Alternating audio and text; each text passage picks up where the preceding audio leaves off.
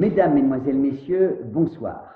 Dans notre collection de l'amitié dans l'art et de l'art dans l'amitié, Laurent Colombert et Lucas Saint-Faust nous gratifient dans une ambiance très zoom de la première scène du misanthrope de Jean-Baptiste Poquelin, plus communément appelé William Shakespeare. Ensuite, une visite aussi inattendue que sympathique, celle de la flamboyante Muriel Darras, à qui toute l'équipe du Grenier de Toulouse, ainsi que beaucoup de téléspectatrices et téléspectateurs, souhaitent, j'en suis sûr, de tout cœur, un merveilleux anniversaire. Quant à moi, j'aurai le privilège de vous retrouver dès vendredi prochain pour la suite de nos programmes.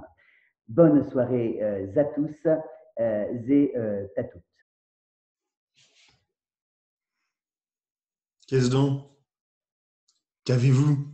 Laissez-moi, je vous prie. Mais encore, dites-moi quelle bizarrerie. Laissez-moi là, vous dis-je, et courez vous cacher. Mais on entend les gens au moins sans se fâcher. Moi, je veux me fâcher et ne veux point entendre.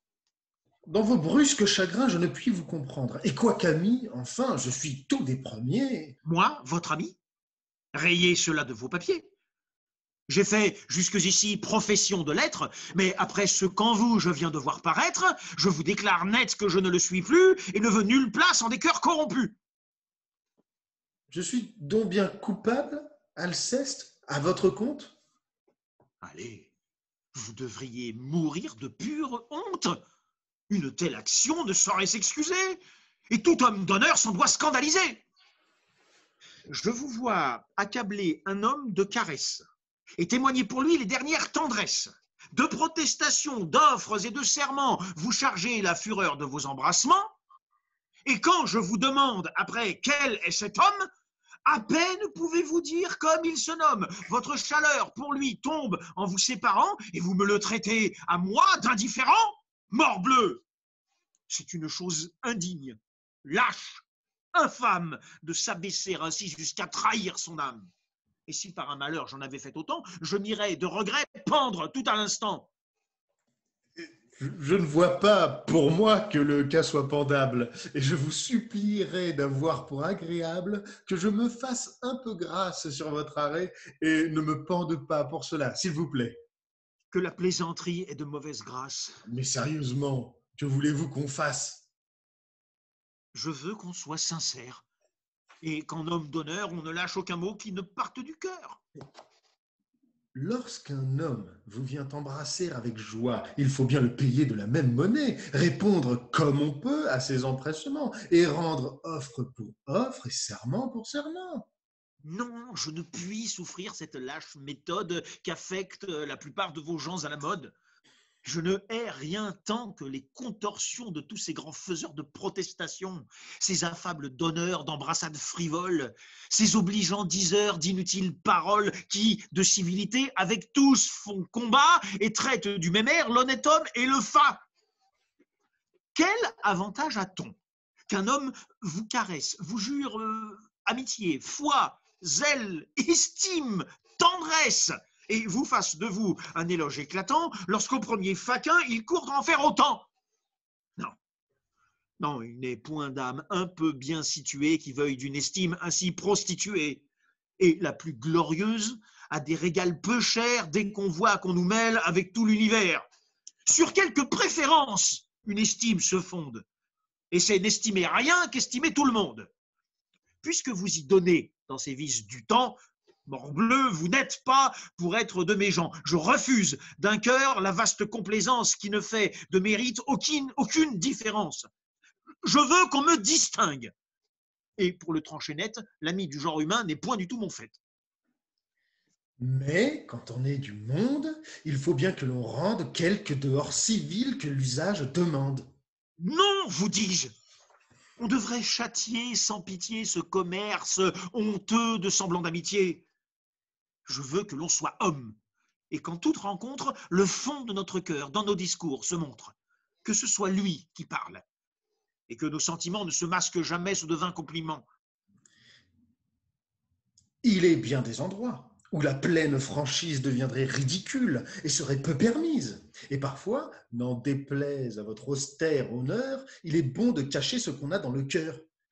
Serait-il à propos et de la bienséance de dire à 1000 gens tout ce que d'eux on pense? Et quand on a quelqu'un qu'on hait ou qui déplaît, lui doit-on déclarer la chose comme elle est? Oui, Quoi? Vous iriez dire à la vieille Émilie qu'à son âge, il sied mal de faire la jolie et que le blanc qu'elle a scandalise chacun? sans doute.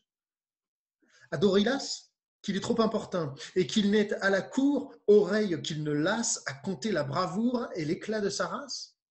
Fort bien. Vous vous moquez. Je ne me moque point, et je vais n'épargner personne sur ce point. Mes yeux sont trop blessés, et la cour et la ville ne m'offrent rien qu'objet à m'échauffer la bile. J'entre en une humeur noire, en un chagrin profond quand je vois vivre entre eux les hommes comme ils font. Je ne trouve partout que lâche flatterie, qu'injustice, intérêt, trahison, fourberie. Je n'y puis plus tenir. J'enrage. Et mon dessein est de rompre en visière à tout le genre humain. Ce chagrin philosophe est un peu trop sauvage. Je ris des noirs accès où je vous envisage et crois voir en nous deux, sous même soin nourri, ces deux frères que peint l'école des maris, Mon dont... Dieu, laissons là vos comparaisons fades. Non, mais tout de bon, quittez toutes ces incartades. Le monde, par vos soins, ne se changera pas, et puisque la franchise a pour vous tant d'appâts, je vous dirai tout franc que cette maladie, partout où vous allez, donne la comédie, et qu'un si grand courroux contre les mœurs du temps vous tourne en ridicule auprès de bien des gens. Tant mieux, morbleu, tant mieux. C'est ce que je demande. Ce m'est un fort bon signe, et ma joie en est grande. Tous les hommes me sont à tel point odieux que je serais fâché d'être sage à leurs yeux. Vous voulez un bien grand mal à la nature humaine? Oui, j'ai conçu pour elle une effroyable haine. Tous les mortels, sans nulle exception, seront enveloppés dans cette aversion? Encore en est-il bien dans le siècle où nous sommes que... Non, elle est générale et je hais tous les hommes. Les uns parce qu'ils sont méchants et malfaisants, et les autres pour être aux méchants complaisants et n'avoir pas pour eux ces haines vigoureuses que doit donner le vice aux âmes vertueuses. De cette complaisance, on voit l'injuste excès pour le franc scélérat avec qui j'ai procès. Au travers de son masque, on voit à plein le traître. Partout, il est connu pour tout ce qu'il peut être, et ses roulements d'yeux et son ton radouci n'imposent qu'à des gens qui ne sont point d'ici. On sait que ce pied plat, digne qu'on le confonde, par de sales emplois s'est poussé dans le monde, et que, par eux, son sort de splendeur revêtue fait gronder le mérite et rougir la vertu. Quelques titres honteux qu'en tout lieu on lui donne, son misérable honneur ne voit pour lui personne. Nommez-le fourbe, infâme et scélérat maudit, tout le monde en convient et nul n'y contredit. Cependant, sa grimace est partout bienvenue. On l'accueille, on lui rit, partout il s'insinue. Et s'il est par la brigue un rang à disputer, sur le plus honnête homme, on le voit l'emporter, tête bleue. Ce me sont de mortelles blessures de voir qu'avec le vice, on garde des mesures. Et parfois, il me prend des mouvements soudains de fuir dans un désert l'approche des humains.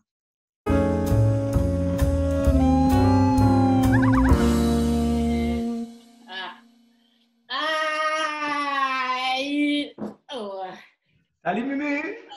Salut Stéphane! Ça va? Ça va toi? C'est mon anniversaire! Aujourd'hui? Oui! C'est Ah bon? mon anniversaire! Ah ben bon, joyeux anniversaire! Mon anniversaire.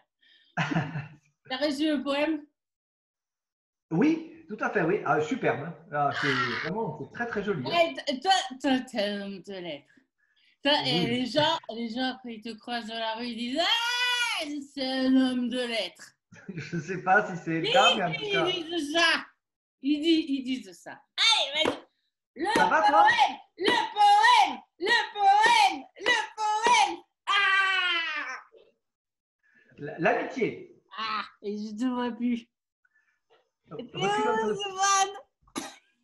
Recule un petit peu. Recule un petit peu peut-être. L'amitié. Ah! L'amitié, c'est une main tendue. Je te tends la main. Voilà, tu me tends la main. Nos mains tendues, c'est entendu. Ah, allez, Diane. Merci. L'amitié est un repère. Je te repère, tu me repères, et c'est dans notre repère que nous nous repérons. L'amitié, c'est toi et moi. C'est toi, mais c'est moi. Muriel? Muriel? Muriel? Muriel, tu m'entends?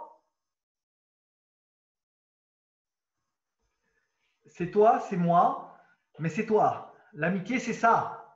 Ha ha ha. C'est ça l'amitié. Hé hé hé. Muriel?